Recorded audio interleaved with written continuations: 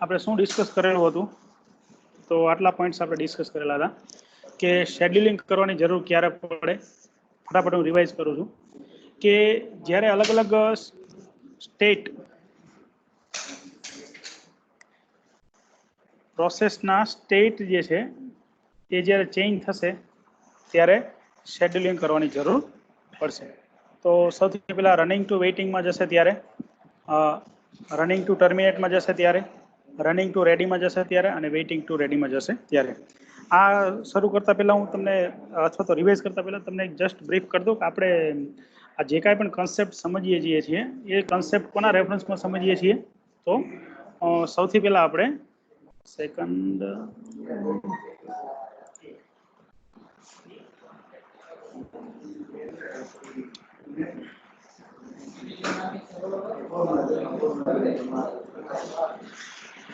આપણે કોના રેફરન્સમાં સમજીએ છીએ? તો સૌથી પહેલાં આપણે પ્રોસેસ લાઈફ સાયકલ ડિસ્કસ કરેલું હતું. તો પ્રોસેસ લાઈફ સાયકલના અલગ અલગ સ્ટેટ જે છે જેને આપણે પ્રોસેસ સ્ટેટ ડાયાગ્રામ પણ કીધું હતું અને એ આપણે ડિસ્કસ કરતા હતા. તો એ વખતે આપણે પ્રોસેસના અલગ અલગ સ્ટેટ વિશે ઇન્ફોર્મેશન લીધી હતી. તો સૌથી પહેલું સ્ટેટ કયું હતું એનું? કોઈ પણ પ્રોસેસનું સૌથી પહેલું સ્ટેટ શું હોઈ શકે? ન્યૂ. ન્યૂ પછીનું બીજું સ્ટેટ શું આવે છે? રેડી. રેડી પછીનું બીજું સ્ટેટ આવે છે રનિંગ. રનિંગ પછી આવે છે ટર્મિનેટેડ. બીજું એક સ્ટેટ આવે છે વેઇટિંગ. રાઈટ. તો પર્ટિક્યુલર પ્રોસેસ જે છે એ પોતાના લાઈફ સ્પાન દરમિયાન આ 5 અલગ અલગ સ્ટેટમાંથી પસાર થઈ શકે છે. એવું જરૂરી નથી કે ભાઈ પ્રોસેસ છે 5 સ્ટેટમાંથી પસાર થવી જ જોઈએ. It is not mandatory. Right. કે એમાંથી કોઈ એક સિનારીઓ એવો હોય કે એની અંદર વેઇટિંગ સ્ટેટમાં જવાની જરૂર પડતી નથી તો વેઇટિંગ સ્ટેટમાં ન પણ જાય. રાઈટ. તો આપણે એ સમજ્યા હતા. એના પછી આપણે પ્રોસેસ શેડ્યુલિંગ ડિસ્કસ કર્યું હતું. શેડ્યુલિંગ ક્યુ અલગ અલગ ટાઈપની છે, જોબ ક્યુ, રેડી ક્યુ અને ડિવાઇસ ક્યુ. તો એના વિશે પણ આપણે ડિસ્કશન કરેલું હતું.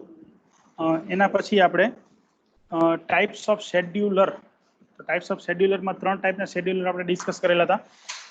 એક તો long term scheduler, medium term scheduler અને શોર્ટ ટર્મ શેડ્યુલર. રાઈટ. તો લોંગ ટર્મ, મીડિયમ ટર્મ અને શોર્ટ ટર્મ. તો એના વિશે પણ આપણે ડિટેલમાં જોયું હતું કે ભાઈ ફર્સ્ટ લેવલ છે, સેકન્ડ લેવલ છે અને થર્ડ લેવલ છે. કયા શેડ્યુલરનો શું કન્સેપ્ટ છે, શું બ્રીફિંગ છે એ પણ આપણે ડિસ્કસ કરી દીધું હતું. હવે આજે આપણો જે કન્સર્ન છે, રાઈટ, આજનો જે આપણો ટોપિક સમજવાનો છે that is about context switch. તો મિત્રો કોન્ટેક્સ સ્વિચનો કન્સેપ્ટ સમજવા માટે અથવા તો એ કન્સેપ્ટ આપણે થિયોરિટિકલ સ્ટાર્ટ કરીએ. રાઈટ. એની પહેલાં હું એક એક્ઝામ્પલ તમારી સાથે શેર કરવા માગું છું. સૌથી પહેલાં આપણે એક્ઝામ્પલ એક ડિસ્કસ કરીએ. દાખલા તરીકે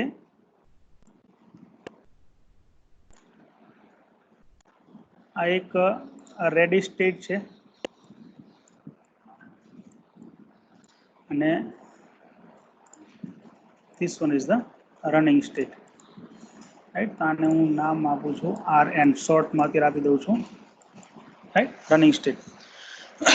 હવે આપણે એક એક્ઝામ્પલ એવું ડિસ્કસ કરવું છે કે જેના ઉપરથી કોન્ટેક્ટ સ્વિચ શું છે ને એ આપણને ખબર પડશે અથવા એ કન્સેપ્ટ સમજવા માટે આપણે એક એક્ઝામ્પલ લઈએ. દાખલા તરીકે એક પ્રોસેસ છે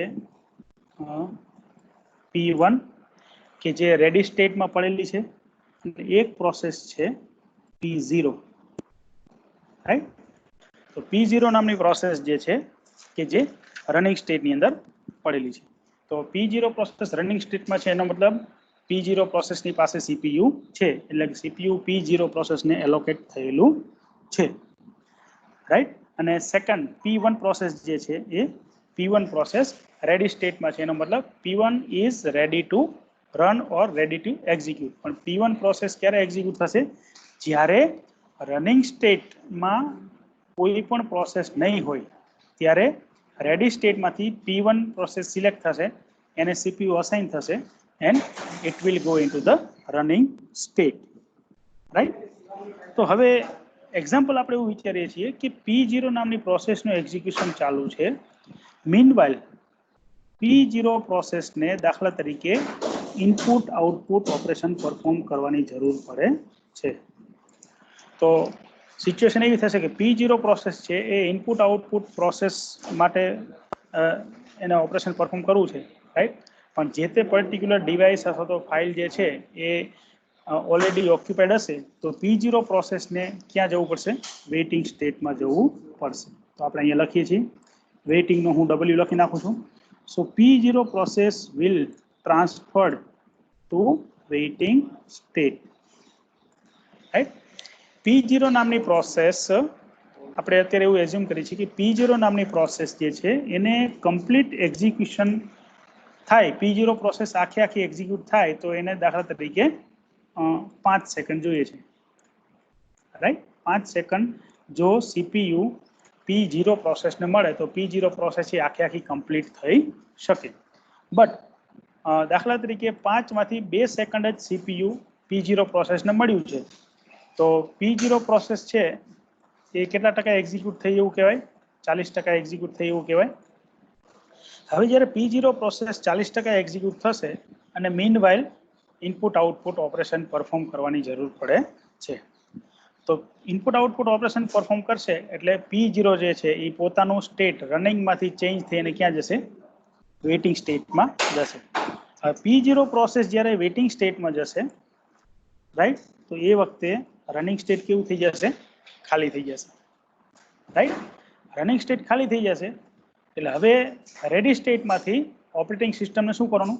રેડી સ્ટેટની અંદર જેટલી પણ પ્રોસેસ પડેલી હોય એમાંથી કોઈ પણ એક પ્રોસેસને સિલેક્ટ કરવાની, એને CPU અલોકેટ કરવાનું અને એ પ્રોસેસને રનિંગ સ્ટેટમાં આવવાનું. તો આ એક્ઝામ્પલમાં આપણે જોઈ શકીએ છીએ કે આપણે P0 અને P1 બે જ પ્રોસેસ આપણે લીધી છે. તો P0 પ્રીવિયસલી રનિંગ સ્ટેટમાં હતી, IO ઓપરેશન થયું તો P0 વેઇટિંગમાં ગઈ તો રનિંગ સ્ટેટ ખાલી થઈ ગયું. હવે ઓપરેટિંગ સિસ્ટમ શું કરશે? P1 પ્રોસેસને લોડ કરશે, રાઈટ? તો હવે P1 પ્રોસેસ છે એ શેમાં આવી ગઈ? રનિંગ સ્ટેટમાં આવી ગઈ, રાઈટ? આને હું ક્રોસ કરી દઉં એટલે આપણને ખ્યાલ આવે. P1 નામની પ્રોસેસ છે એ હવે રનિંગ સ્ટેટમાં આવી ગઈ, રાઈટ? દાખલા તરીકે P1 પ્રોસેસ જે છે એને ટોટલ 4 સેકન્ડ જોઈ છે આખી પ્રોસેસ કમ્પ્લીટ થવા માટે, રાઈટ? એમાંથી દાખલા તરીકે P1 પ્રોસેસ છે એ 2 સેકન્ડ માટે એક્ઝિક્યુટ થાય છે. તો 2 સેકન્ડ માટે એક્ઝિક્યુટ થશે એનો મતલબ 50% જેટલું એક્ઝિક્યુશન કમ્પ્લીટ થઈ ગયું હશે એનું, રાઈટ? હવે આપણે એવું એઝ્યુમ કરીએ છીએ કે P1 પ્રોસેસનું એક્ઝિક્યુશન ચાલુ છે એ વખતે P0 પ્રોસેસ કે જે વેઇટિંગ સ્ટેટમાં હતી એ પ્રોસેસ હવે વેઇટિંગ સ્ટેટમાંથી બહાર આવે છે, એટલે કે વેકઅપ થાય છે. અને હવે વેઇટિંગ સ્ટેટમાંથી બહાર આવશે એટલે હવે એ પ્રોસેસ પાછી શેમાં આવશે? રેડી સ્ટેટમાં આવશે. તો વળી પાછી થોડા સમય પછી P0 પ્રોસેસ છે પાછી શેમાં આવી ગઈ? હવે રેડી સ્ટેટમાં આવી ગઈ, રાઈટ? હું જે સિક્વન્સમાં બોલું છું એ સિક્વન્સ તમારે યાદ રાખવાની છે. તો હવે સિચ્યુએશન કેવી છે? અત્યારે P0 પ્રોસેસ છે એ રેડી સ્ટેટમાં છે, P1 પ્રોસેસ છે એ રનિંગ સ્ટેટમાં છે. P1 પ્રોસેસના 4 માંથી 2 સેકન્ડ એક્ઝિક્યુટ થયેલું છે એનો મતલબ P1 પ્રોસેસ 50% એક્ઝિક્યુટ થઈ ગઈ છે અને P0 પ્રોસેસ કે જે પ્રીવિયસલી કેટલી એક્ઝિક્યુટ થયેલી હતી? 40% એક્ઝિક્યુટ થયેલી હતી.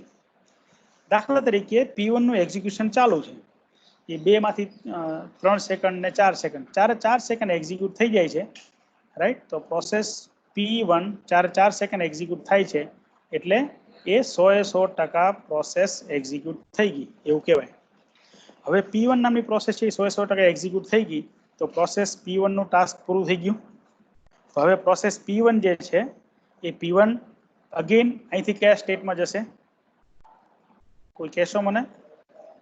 P1 નામની પ્રોસેસ જે છે એ હવે રનિંગ સ્ટેટમાંથી કયા સ્ટેટમાં જશે? સો P1 નામની પ્રોસેસ જે છે that will go into the terminating state, right? તો P1 નામની પ્રોસેસ ટર્મિનેશનમાં જશે એટલે P1 પ્રોસેસ પણ હવે ફિનિશ થઈ ગઈ. હવે પાછો સિનારિયો એવો આવ્યો કે રનિંગ સ્ટેટ છે એ ખાલી થઈ ગયું. હવે વળી પાછું રેડી સ્ટેટમાંથી પ્રોસેસને ઉપાડવાની. હવે વળી પાછો કોનો ટર્ન આવશે? સેકન્ડ ટાઈમ P0 નો ટર્ન આવશે. ખાસ ધ્યાન રાખજો મિત્રો, હું જે બોલું છું તે હવે સેકન્ડ ટાઈમ P0 નો ટર્ન આવશે. સેકન્ડ ટાઈમ P0 છે એ વળી પાછી શું થશે? શેડ્યુલ થશે, રાઈટ? હવે જ્યારે સેકન્ડ ટાઈમ P0 શેડ્યુલ થશે તો P0 ને વળી પાછું CPU અસાઇન થશે અને P0 વળી પાછી એક્ઝિક્યુટ થશે, રાઈટ? હવે ફ્રેન્ડ્સ, તમારા માઇક્રોફોન જે છે એ થોડી વાર માટે અનમ્યુટ કરી નાખજો અને મારા એક ક્વેશ્ચનનો આન્સર તમારે દેવાનો છે. મારો ક્વેશ્ચન હવે એવો છે કે સેકન્ડ ટાઈમ જ્યારે P0 પ્રોસેસ રેડી સ્ટેટમાંથી રનિંગ સ્ટેટમાં આવશે, રાઈટ, તો એ P0 પ્રોસેસનું એક્ઝિક્યુશન ક્યાંથી શરૂ થશે? ક્વેશ્ચન હું રિપીટ કરું છું. P0 પ્રોસેસ સેકન્ડ ટાઈમ જ્યારે રેડી સ્ટેટમાંથી રનિંગમાં આવશે, અગેન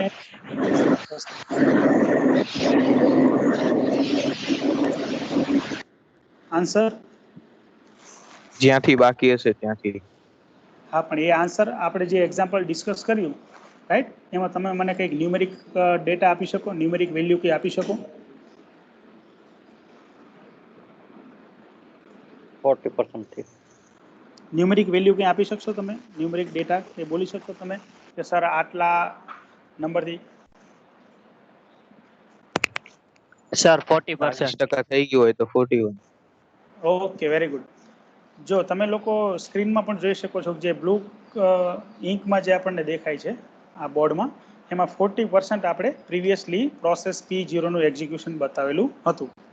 એનો મતલબ એ છે કે સેકન્ડ ટાઈમ જ્યારે P0 નો ટર્ન આવશે તો P0 પ્રોસેસ જે છે એ શરૂઆતની જે 40% એક્ઝિક્યુશન કે જેને કમ્પ્લીટ કરેલું હતું એ એક્ઝિક્યુશન ફરીથી કરશે નહીં, પણ જેટલું બાકી હતું, દાખલા તરીકે પાછળનું 60% બાકી છે અથવા તો 41% થી એ P0 પ્રોસેસનું એક્ઝિક્યુશન શરૂ થશે. આઈ હોપ કે આ એક્ઝામ્પલ તમને લોકોને સમજાઈ ગયું, રાઈટ? આ આખો સિનારીઓ તમને ખ્યાલ આવી ગયો, રાઈટ? હવે મારો ક્વેશ્ચન એવો છે, ક્વેશ્ચન મારો એ છે કે જ્યારે સેકન્ડ ટાઈમ P0 પ્રોસેસને આપણે શેડ્યુલ કરીએ છીએ શેડ્યુલરથી, તો P0 પ્રોસેસનું એક્ઝિક્યુશન 40% પછીથી કરવાનું છે એવું ઓપરેટિંગ સિસ્ટમને ખ્યાલ ક્યાંથી આવશે? ક્વેશ્ચન હું રિપીટ કરું છું કે P0 પ્રોસેસનું આપણે સેકન્ડ ટાઈમ એક્ઝિક્યુશન જ્યારે સ્ટાર્ટ કરીએ છીએ, સેકન્ડ ટાઈમ P0 પ્રોસેસને CPU એલોકેટ કરીએ છીએ, તો ઓપરેટિંગ સિસ્ટમને એ ખબર કઈ રીતે પડશે કે એને 41% થી સ્ટાર્ટ કરવાનું છે અથવા તો 2 સેકન્ડ થઈ ગયું છે તો ત્રીજી સેકન્ડથી એક્ઝિક્યુશન ચાલુ કરવાનું છે? એ ઓપરેટિંગ સિસ્ટમને ખબર કઈ રીતે પડશે? વેઇટિંગમાં હોય એટલા માટે. ના, વેઇટિંગમાં એટલા માટે નહીં, કારણ કે ઓપરેટિંગ સર સિસ્ટમ લિમિટ રાખી છે. સોરી બેટા. સર એમે મતલબ ઓપરેટિંગ સિસ્ટમે ઓલું દાદાગીરી વાળું તમને સમજાયું તો એવી રીતના એ કર્યું છે. એ તો પ્રીએમ્પ્ટિવ અને નોન પ્રીએમ્પ્ટિવનો જસ્ટ કન્સેપ્ટ છે, રાઈટ? પણ ક્વેશ્ચન મારો એ છે કે ઓપરેટિંગ સિસ્ટમને ખબર કેવી રીતે પડશે કે 41%થી મારે શરૂ કરવાનું અથવા તો 2 સેકન્ડ પૂરી થઈ ગઈ છે તો મારે ત્રીજી સેકન્ડથી શરૂ કરવાનું? એના માટે ઓપરેટિંગ સિસ્ટમ પાસે કંઈક ડેટા હોવો જોઈએ.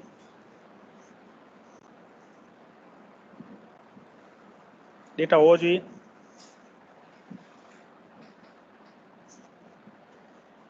એનીવેઝ, હું તમને કહું છું કે ઓપરેટિંગ સિસ્ટમને એ વસ્તુ ખબર ક્યાંથી પડશે? તો એનો આન્સર છે PCB. એનો આન્સર શું છે? PCB, that is process control block. આપણે લાસ્ટ લેક્ચરમાં પણ આપણે ડિસ્કસ કરેલું હતું કે કોઈ પણ પ્રોસેસ જે છે એ પ્રોસેસ જે મેઇન મેમરીની અંદર લોડ થયેલી હશે, દરેકે દરેક પ્રોસેસના અલગ અલગ ફિલ્ડ જે છે જેને આપણે પ્રોસેસ કંટ્રોલ બ્લોકના ફિલ્ડ કહીએ છીએ, એ પ્રોસેસ કંટ્રોલ બ્લોકના ફિલ્ડ પણ આપણે ડિસ્કસ કરેલા હતા. દરેકે દરેક ફિલ્ડની કંઈક ને કંઈક વેલ્યુ અલગ અલગ ટાઈમે અપડેટ થતી હશે, રાઈટ? તો મારો કહેવાનો મતલબ એમ છે કે પહેલી વખત જ્યારે P0 નામની પ્રોસેસ પહેલી વખતે P0 નામની પ્રોસેસ 2 સેકન્ડ એક્ઝિક્યુટ થયેલી હતી, 2 સેકન્ડ એક્ઝિક્યુટ થયેલી હતી અથવા તો 40% એક્ઝિક્યુટ થયેલી હતી, તો એ વખતે મેમરીનો ડેટા, પ્રોસેસરનો ડેટા, આપણે CPU રજિસ્ટરનો ડેટા, પ્રોગ્રામ કાઉન્ટરનો ડેટા, એડ્રેસનો ડેટા, એ જે કાંઈ પણ વેલ્યુ જે છે પ્રોસેસ P0 ની, એ વેલ્યુને PCB0 ની અંદર સ્ટોર કરવામાં આવશે.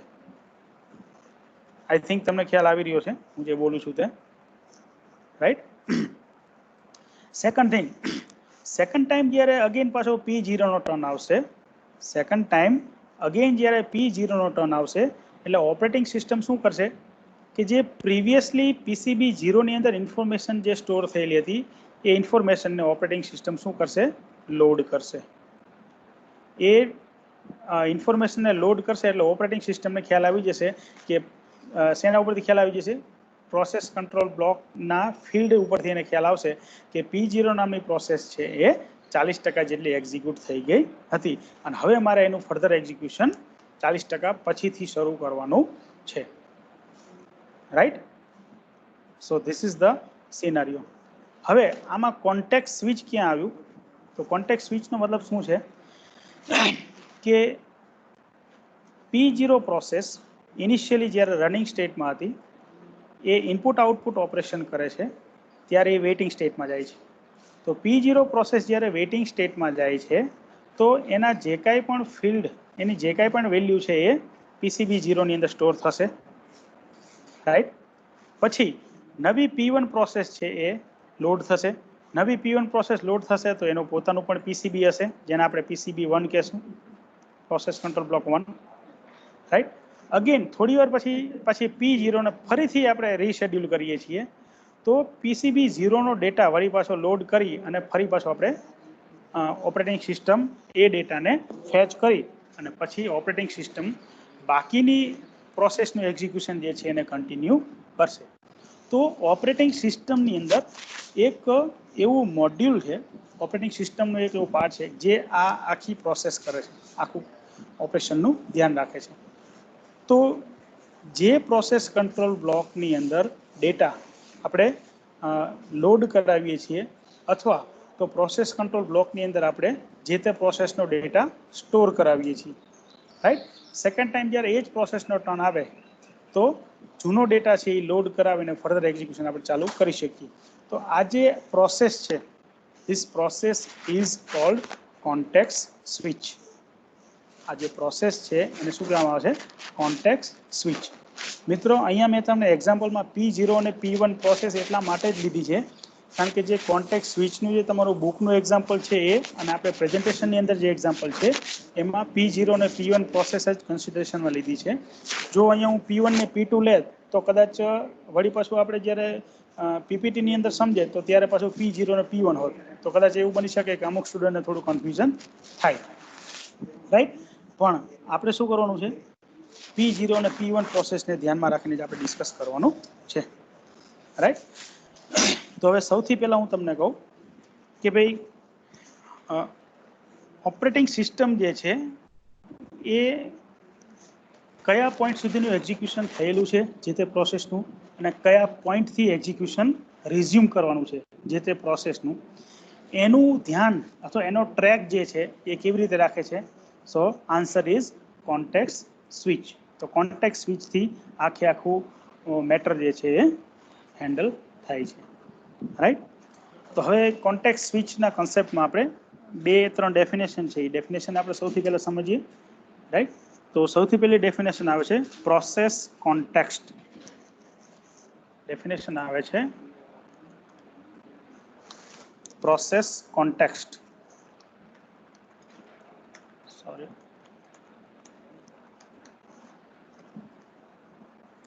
આની ડેફિનેશન એની અંદર લખેલી નથી, તમે લખી શકો છો. Process context is the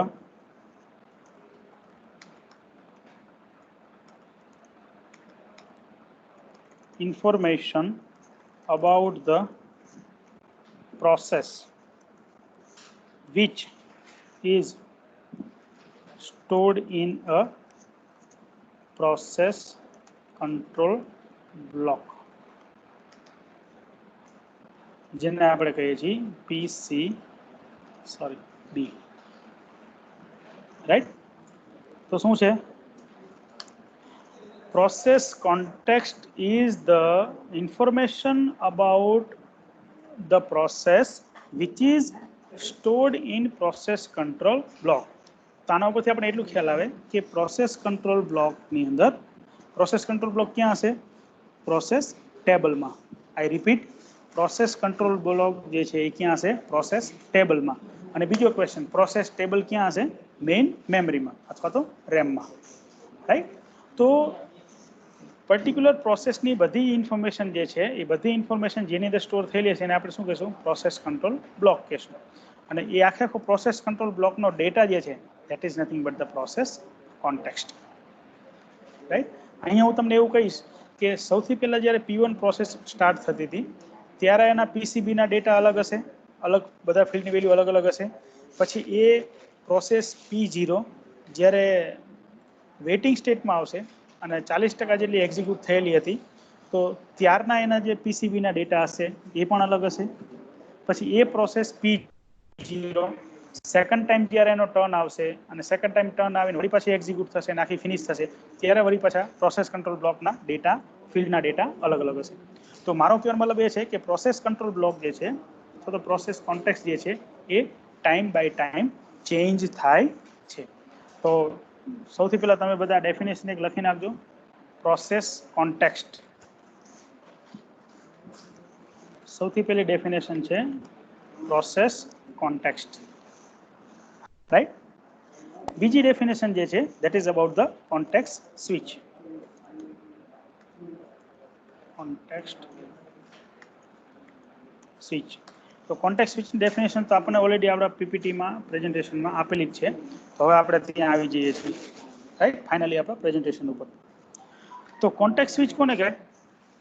context switch is context switch is the process of transferring control of the CPU. આટલું ખાસ યાદ રાખવાનું છે. Transferring the control of the CPU from a running process to another process that is selected from the ready queue, right? આપણે CPU નો control જ્યારે transfer કરીએ છીએ, but obvious છે કે CPU નો કંટ્રોલ ક્યારે ટ્રાન્સફર કરવાની જરૂર પડે? જ્યારે પર્ટિક્યુલર કોઈ કરંટ પ્રોસેસ જે છે એ કરંટ પ્રોસેસ પોતાનું રનિંગ સ્ટેટ ચેન્જ કરી અને આઈધર ટર્મિનેશનમાં જાય છે અથવા તો વેઇટિંગમાં જાય છે અથવા તો રનિંગમાંથી ડાયરેક્ટ રેડી સ્ટેટમાં જાય છે. આમાંથી કોઈ પણ ઇવેન્ટ એક્ઝિક્યુટ થશે તો એ કેસમાં પ્રોસેસ પાસેથી CPU આઈધર નીકળી જશે અથવા તો પ્રોસેસ પોતે જ રિલીઝ કરી દેશે, રાઈટ? તો એ કેસમાં CPUને આપણે આઇડલ તો રાખી શકતા નથી. તો ડાયરેક્ટ જ ઓપરેટિંગ સિસ્ટમ શું કરશે? યસ સર, કોક મીટિંગમાંથી રિમૂવ કરી નાખે છે. મીટિંગમાંથી રિમૂવ કરી નાખે છે એમ? સર, કમેન્ટ જો કેટલા બધાને રિમૂવ કરી નાખ્યા છે.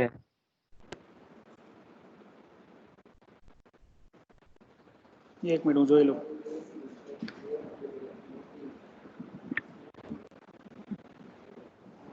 કઈ વાંધો નહીં, આપણી પાસે બધો રેકોર્ડ આવે જ છે, બધું ડેટા સ્ટોર થાય, બરાબર? જે કઈ પણ સ્ટુડન્ટ છે તમ તારે એને અત્યારે ખબર નહીં પડે, એને છેલ્લે ખબર પડી જશે, બરાબર? કઈ વાંધો નહીં. અત્યારે આપણો કન્સર્ન શું છે? ભણવાનો છે, આપણે ભણવાનું ધ્યાન આપો, બાકીનું સોલ્યુશન તમ તારે આવી જશે, ડોન્ટ વરી, બરાબર? સો કોન્ટેક્સ્ટ સ્વિચની ડેફિનેશન શું કહે છે? It is the process of transferring control of CPU from running process to another process that is selected from the ready queue. Current process પાસેથી CPU લઈ લેવામાં આવે અથવા તો કરંટ પ્રોસેસ પોતાના CPU પોતાની જાતે રિલીઝ કરી દે. પર્ટિક્યુલર પ્રોસેસ જ્યારે પોતે જ CPUને રિલીઝ કરે છે એ સ્ટ્રેટેજી જે છે એને આપણે કહીશું નોન પ્રિએમ્પ્ટિવ, અને પ્રોસેસ પાસેથી ફોર્સફુલી CPU લઈ લેવામાં આવે એને આપણે કહીશું પ્રિએમ્પ્ટિવ, રાઈટ? પછી નોન પ્રિએમ્પ્ટિવ હોય કે પ્રિએમ્પ્ટિવ હોય, બંને કેસમાં નવી પ્રોસેસ તો રેડી સ્ટેટમાંથી સિલેક્ટ કરવાની જ છે અને પછી એને રનિંગ સ્ટેટમાં લાવવાની છે, એટલે CPU આપણે એને એલોકેટ કરવાનું છે. તો જ્યારે નવી પ્રોસેસ રેડી ક્યુમાંથી લઈ અને આપણે રનિંગ સ્ટેટમાં મોકલીએ છીએ, સો એટ ધેટ ટાઈમ જે કંઈ પણ CPU ટ્રાન્સફર થાય છે એ જે પ્રોસેસ છે that is called the context switch. હકીકતમાં CPUનો કંટ્રોલ છે એ ટ્રાન્સફર થાય છે, એની સાથે સાથે કઈ કઈ પ્રોસેસ કોન્ટેક્સ્ટ સ્વિચ વખતે થાય છે? તો કોન્ટેક્સ્ટ સ્વિચ વખતે શું શું થશે? કરંટ પ્રોસેસ કે જે એક્ઝિક્યુટ થઈ રહી છે એ પ્રોસેસનો પોતાનો પ્રોસેસ કંટ્રોલ બ્લોક એને પણ ક્યાંક સ્ટોર કરવો પડશે, રાઈટ? નવી પ્રોસેસ કે જે આપણે રેડી ક્યુમાંથી લેવાની છે, તો રેડી ક્યુમાંથી જે કોઈ પણ પ્રોસેસ સિલેક્ટ થશે એ પ્રોસેસનો પણ પ્રોસેસ કંટ્રોલ બ્લોક જે છે એને આપણે લોડ કરવો પડશે. એટલે બે વસ્તુ થશે. કરંટ પ્રોસેસનો પીસીબી પ્રોસેસ કંટ્રોલ બ્લોક ક્યાંક સ્ટોર કરવામાં આવશે, ક્યાંક એટલે કે પ્રોસેસ ટેબલમાં, અને નવી પ્રોસેસ જે રેડી ક્યુમાંથી સિલેક્ટ થાય છે એનો પ્રોસેસ કંટ્રોલ બ્લોક પ્રોસેસ ટેબલમાંથી લેવામાં આવશે. એટલે બે વસ્તુ થશે, PCB load and PCB store. PCB store કયા કેસમાં થશે? કરંટ પ્રોસેસનો પીસીબી જે પ્રોસેસ કંટ્રોલ બ્લોકમાં સ્ટોર કરીએ છીએ તે. અને પીસીબી લોડનો મતલબ શું થશે? રેડી ક્યુમાંથી જ્યારે આપણે કોઈ પ્રોસેસ સિલેક્ટ કરીએ છીએ અને એને સીપીયુ અસાઇન કરીએ છીએ એ વખતે જે પીસીબીનો ડેટા, પીસીબીની વેલ્યુ જે પ્રોસેસ ટેબલમાં પડેલ છે એને ફેચ કરશે operating system. That is called the PCB load. Right? તો ફાઇનલ આપણે શું સમજીએ છીએ કે ભાઈ કોન્ટેક્ટ સ્વિચ એટલે શું છે કે કંટ્રોલને ટ્રાન્સફર કરવો. હવે આ કોન્ટેક્ટ સ્વિચનું બીજું એક સરસ મજાનું એક્ઝામ્પલ હું તમને આપું. દાખલા તરીકે આપણે વાત કરીએ કે લાસ્ટ ઓપરેટિંગ સિસ્ટમનો લેક્ચર આપણો થયો, ફોર એક્ઝામ્પલ યસ્ટરડે થયો, બરાબર? તો યસ્ટરડે આપણે ક્યાં સુધી ડિસ્કસ કરેલું હતું? તો ટાઈપ્સ ઓફ શેડ્યુલર સુધી આપણે ડિસ્કસ કરેલું હતું, રાઈટ? પછી શું થયું કે એના પછી દાખલા તરીકે આજે તમારે ડીબીએમએસનું લેક્ચર આવે, બરાબર? તો તમારે તમારા માઇન્ડને શું કરવું પડે છે? ઓપરેટિંગ સિસ્ટમમાંથી ટ્રાન્સફર કરીને ડીબીએમએસમાં લઈ જવું પડે છે, રાઈટ? અગેન સેકન્ડ શું થશે? વળી પાછો ડીબીએમએસનો લેક્ચર પૂરો થાય છે, પાછું ઓએસનો લેક્ચર આવે છે. વળી પાછું તમારું માઇન્ડ તમારે સેટ કરવું પડશે કે ઓપરેટિંગ સિસ્ટમમાં છેલ્લે આપણે ક્યાં સુધી ભણ્યા હતા, તો એ ડેટા તમારા માઇન્ડમાં લોડ કરાવવો પડશે, રાઈટ? તો આ જે રિયલ વર્લ્ડ એક્ઝામ્પલ છે, સેમ એના જેવી જ વસ્તુ ઓપરેટિંગ સિસ્ટમની અંદર થાય છે. That is called the contact switch, right? હવે કોન્ટેક્ટ સ્વિચ જે છે એ કોન્ટેક્ટ સ્વિચ ક્યારે અકર થાય અથવા તો કોન્ટેક્ટ સ્વિચ કરવાની જરૂર ક્યારે પડે? તો ચાર અલગ અલગ ઇવેન્ટ છે.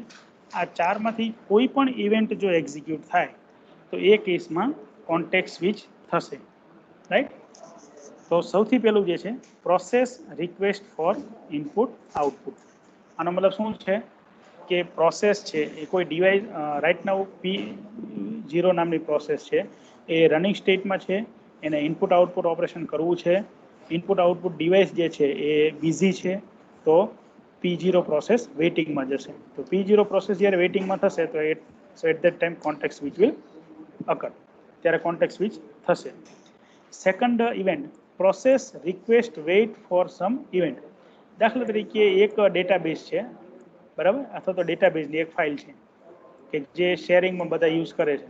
હવે જ્યારે કોઈ એક પર્સન કે કોઈ યુઝર છે એ ફાઇલને જ્યારે એક્સેસ કરતો હશે તો એ શું કરશે? એ ફાઇલને લોક કરી દેશે. એ ફાઇલને શું કરી દેશે? લોક કરી દેશે. પછી એની અંદર મોડિફિકેશન કરશે ડેટાબેઝની ફાઇલમાં, રાઈટ? હવે જ્યારે કોઈ એક યુઝર એ ફાઇલને લોક કરી અને મોડિફિકેશન કરી રહ્યો છે, સેમ એટ ધેટ ટાઈમ નવો યુઝર 2 આવે છે અને એને એ જ ડેટાબેઝની ફાઇલને એક્સેસ કરવી છે, તો લોક છે એટલે એક્સેસ કરી શકશે નહીં, પણ એ રાહ જોશે ક્યાં સુધી? જ્યારે એ ડેટાબેઝની ફાઇલ અનલોક થશે ત્યારે, રાઈટ? તો આવી કોઈ ઇવેન્ટ એક્ઝિક્યુટ થશે ને ત્યારે પણ શું થશે? કોન્ટેક્ટ સ્વિચ થશે. Third type of event process terminate.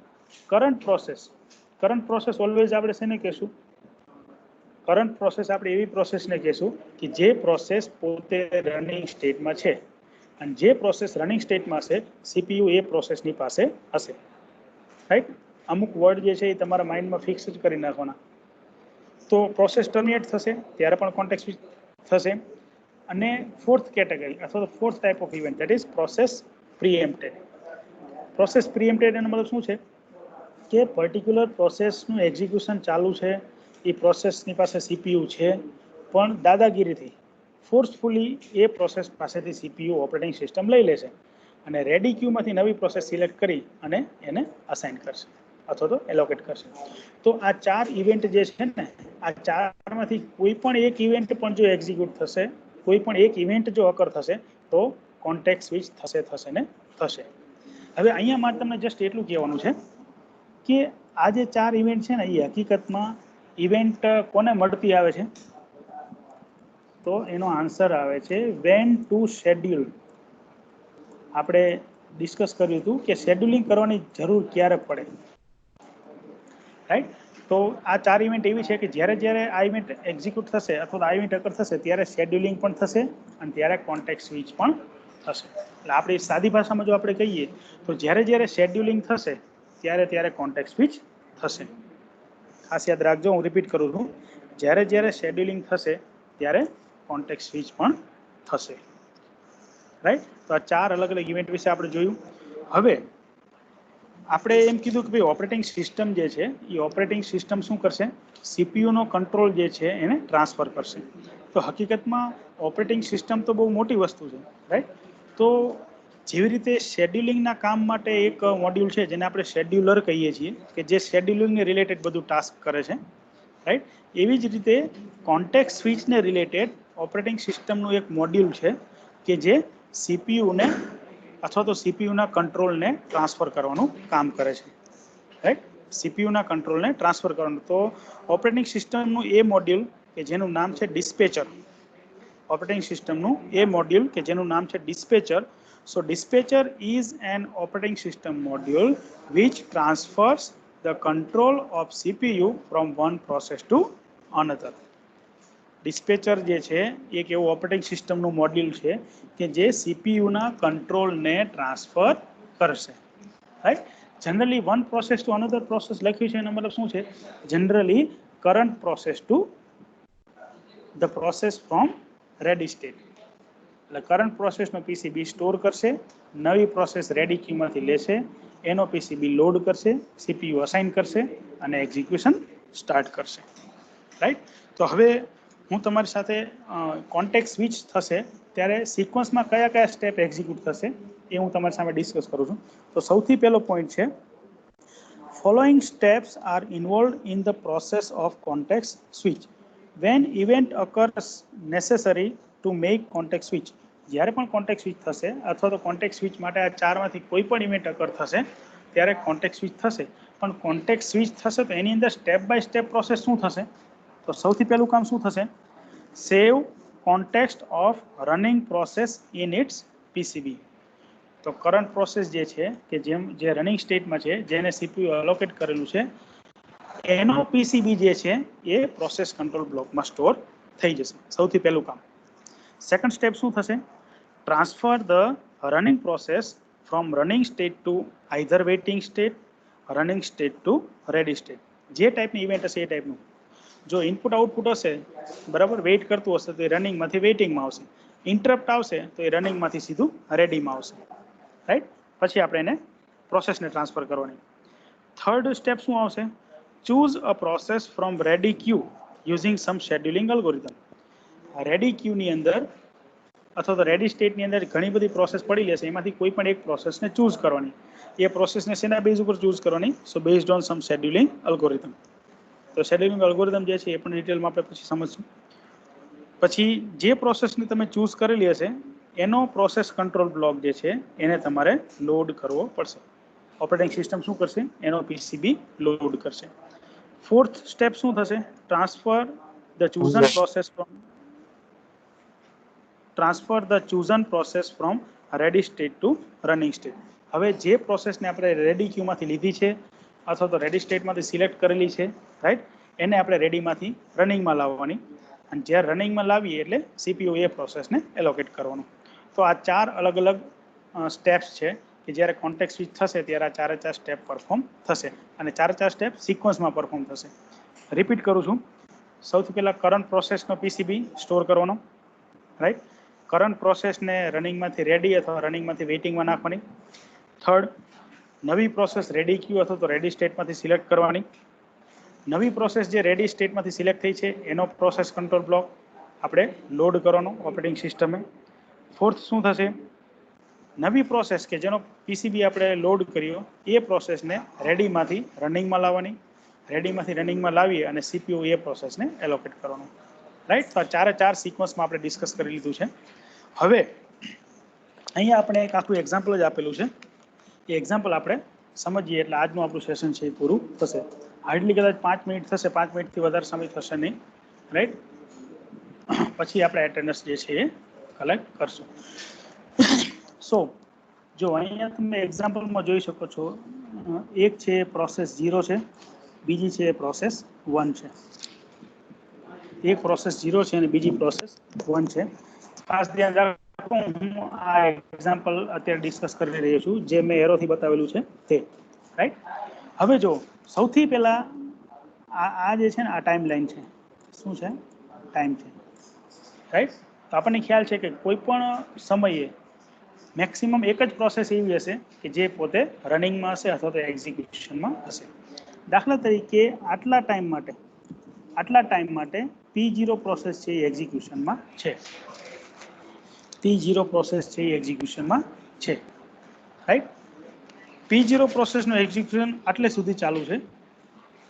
Somehow P0 process જે છે એ અહીંથી, દાખલા તરીકે જે આપણે હમણાં એક્ઝામ્પલ ડિસ્કસ કર્યું એ પ્રમાણે P0 પ્રોસેસ છે દાખલા તરીકે અહીંથી ઇનપુટ આઉટપુટ ઓપરેશન પરફોર્મ કરે છે. તો જો P0 process input output operation perform કરશે તો બટ ઓબ્વિયસ છે એ રનિંગમાંથી વેઇટિંગમાં આવશે. તો આપણે એક સિનારી લઈ, દાખલા તરીકે રનિંગમાંથી વેઇટિંગમાં આવે. તો રનિંગમાંથી જ્યારે વેઇટિંગમાં આવશે તો સૌથી પહેલા શું થશે? PCB0 જે છે એ પ્રોસેસ ટેબલની અંદર PCB0માં સ્ટોર થઈ જશે, બરાબર. તમે જોઈ શકો છો જેટલા સમય માટે પ્રોસેસ 0 એક્ઝિક્યુશનમાં હતી એટલા સમય માટે પ્રોસેસ 0 છે એ કેવી હતી? આઇડલ જ હતી. Sorry, process P1. તો પ્રોસેસ P1 હજી એક્ઝિક્યુશનમાં આવી જ નથી, રાઈટ. પ્રોસેસ 0નો PCB0 સ્ટોર થઈ જશે પછી શું થશે? પ્રોસેસ P1 ને આપણે રેડી ક્યુમાંથી લઈએ છીએ તો પ્રોસેસ P1 નો PCB1 જે છે એ શું થશે? રીલોડ થશે. રીલોડ અથવા તો લોડ થશે. જ્યારે P1 પ્રોસેસનો PCB1 લોડ થશે એનો મતલબ P1 નામની પ્રોસેસ રેડીમાંથી રનિંગમાં આવશે. રેડીમાંથી રનિંગમાં આવશે એટલે હવે CPU એને અસાઇન થશે. CPU P1 પ્રોસેસને અસાઇન થયું તો અહીંથી તમે જોઈ શકો છો P1 નામની પ્રોસેસ શું થઈ ગઈ? હવે એક્ઝિક્યુટ થવા માંડી. તમે જોઈ શકો છો જેટલા સમયમાં P1 નામની પ્રોસેસ એક્ઝિક્યુટ થાય છે એટલા સમયમાં P0 નામની પ્રોસેસ શું છે? આઇડલ છે. તો એનો મતલબ શું છે કે એટ એ ટાઈમ કોઈ પણ એક જ પ્રોસેસ જે છે એની પાસે CPU છે અને જે પ્રોસેસની પાસે CPU હશે એ પ્રોસેસનું એક્ઝિક્યુશન ચાલુ હશે, એ પ્રોસેસ રનિંગ સ્ટેટમાં હશે. તો આ ટાઈમે P1 નામની પ્રોસેસ જે છે એ એક્ઝિક્યુશનમાં છે. હવે આ સ્ટેજ ઉપર શું થાય છે? P1 નામની પ્રોસેસ દાખલા તરીકે પૂરી થાય છે, એનું એક્ઝિક્યુશન ફિનિશ થઈ જાય છે. તો એનું એક્ઝિક્યુશન ફિનિશ થશે તો એનો પણ PCB જે છે એ સેવ કરવાની જરૂર પડશે. તો એનો PCB શેમાં સ્ટોર થશે? PCB1માં. હવે વળી પછી P0 નામની પ્રોસેસ કે જેનો PCB આપણે સ્ટોર કરેલો હતો અને જે રેડી સ્ટેટમાં પડી હતી, હવે વળી પાછો ફરીથી કોનો ટર્ન આવ્યો? P0નો ટર્ન આવ્યો, રાઈટ. તો વળી પાછો P0 પ્રોસેસના જે PCB0 છે કે જે થોડી વાર પહેલાં આપણે PCB0માં સ્ટોર કરેલું હતું એ વેલ્યુ હવે આની અંદર શું થશે? લોડ થશે. અને એ લોડ થશે પછી CPU એને અસાઇન થશે અને આફ્ટર ધેટ પ્રોસેસ 0 જે છે એ એક્ઝિક્યુશન કરશે, right. So this is the example of contact switch કેવી રીતે થાય છે તે. આ બંનેમાં તમે જોઈ શકો છો કે જ્યારે P0માંથી P1નો ટર્ન આવે છે તો CPUનો કંટ્રોલ છે એ P0 પાસેથી P1 પાસે આવે છે, રાઈટ. એવી જ રીતે જ્યારે P1 પ્રોસેસમાંથી P0માં સ્વિચ ઓવર થાય છે તો P1નો CPUનો કંટ્રોલ P1 પાસેથી લઈ અને પાછું P0 પાસે આપવામાં આવે છે.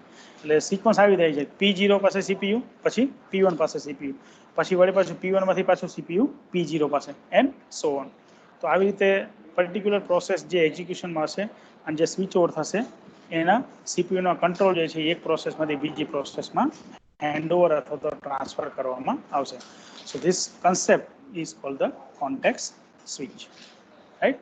તો આજના દિવસ માટે આપણે આટલું રાખીએ છીએ, રાઈટ. હવે હું સ્ક્રીન સ્ટોપ કરી દઉં છું શેરિંગ, રાઈટ. એટેન્ડન્સ લઈ લઈએ આપણે. ટોટલ 61 છે. એટેન્ડન્સ પણ આવી ગઈ છે. હું રેકોર્ડિંગ પણ સ્ટોપ કરી દઉં છું.